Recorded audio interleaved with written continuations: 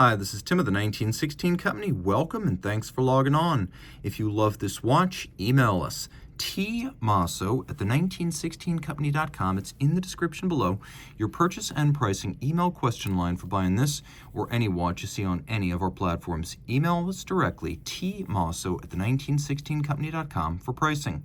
Today we are discussing an exceptionally briefly built 2022 launch, what turned into effectively a one-year run and then maybe not even 12 months of that year. We have the Omega Specialties collection CK859.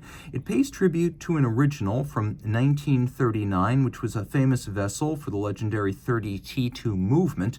What we have here today is a handsome and modern homage that's extraordinarily true to the original, right down to the lack of text on the dial. It's a beautiful combination of Arabic numerals and sectors and vintage cues like the logo, the legend, and of course the crown and the use of manual winding. This watch is easy to wear, 39 millimeters in stainless steel. It's only 12 millimeters thick, and from lug tip to lug tip, 46.1 millimeters with a 20 millimeter spacing between the lugs. Note that 12 millimeter profile, rare on a modern coaxial Omega, making this exceptional in that regard alone. Well, technically not part of the museum watch series, it's definitely in the tradition of the 2001 to 2010 museum watch collection. Easily wearable on the wrist, it is larger than the original, but not so large that it doesn't look the part. The watch is flat, flush, and with a sloped bezel and a domed crystal, will easily slide underneath the cuff. My wrist is 16 centimeters in circumference, and you can see here's your over the top, here's your down the barrel, your cuff shot once more. This watch would be appropriate on a wrist as small as 14 centimeters circumference. The strap is quite different. You can see a vintage style with a contrasting binding stitch. It is light brown calfskin with a natural grain on the top, sheer cut sides showing thick layers of leather, calfskin once again on the bottom. Take note that this is a bonded strap, so there's no stitching other than the binder at the end. The remainder of it is completely seamless, so no stitching top, no stitching bottom. Not crimped, not gouged, a brand new Omega factory strap.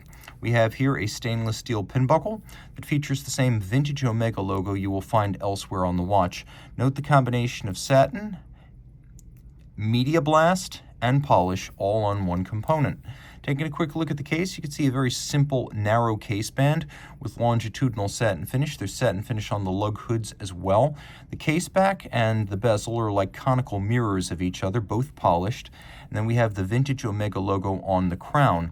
The bezel is steep and conical with a small flat profile adjacent to a dramatically boxed and cambered crystal that's designed to look like a vintage plexiglass.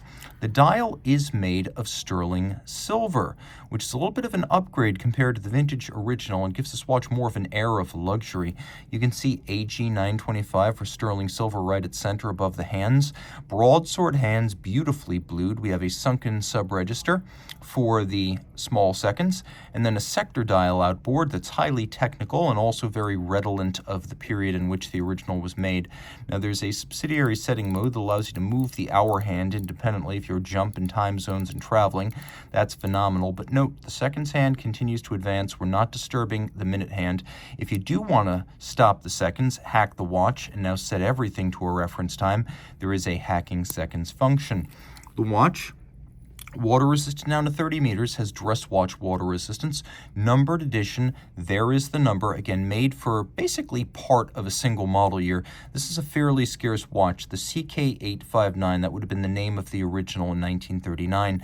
Omega has heard us. It is building thinner watches, and one of the ways it's doing that is by removing winding systems. So right here we have an 8900 series twin barrel coaxial that's been converted to manual wind. It's become the 8926. So we have bridges that have actually been converted quite nicely. It doesn't look like a decapitated automatic. This looks like a pretty natural manual wind.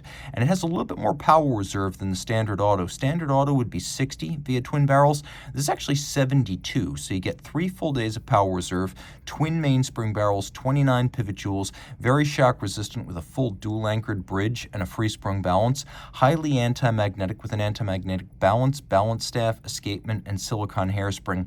It is anti-magnetic almost to the point of being amagnetic, and to that end, the watch goes through the Master Chronometer certification, or the METAS system, designed in conjunction with the Swiss Federal Institute of Metrology.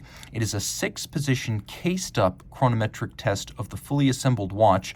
COSC is 5 positions for a bare movement, but the master standard goes further, including shock resistance, winding efficiency, power reserve, anti-magnetic qualities, water resistance. Now, there'd be no winding efficiency on this because this is an manual wind watch, but it will have a power reserve test as part of the Master Chronometer standard, a battery of tests that evaluates both the durability and the precision of the watch. Now, you can see we have a coaxial escapement. You can just barely see it on a little substructure bridge below the balance. It is a direct and indirect double impulse system designed by George Daniels, the great independent British watchmaker. He created it in 1974. Omega began implementing it in 1999. And the modern series of Omega coaxials debuted with the 8500s back in 2007, and this is a descendant of the original 8500. So it is a very accurate movement. It is a movement that has very little maintenance requirements, and because the contact is of tangential nature rather than sliding nature, remember a Swiss lever is sliding, this is tangential, this improves the watch in every way. Less maintenance, longer power reserve, better chronometry. If you love this timepiece, reach out to Team Mosso at the 1916company.com for purchase and pricing details.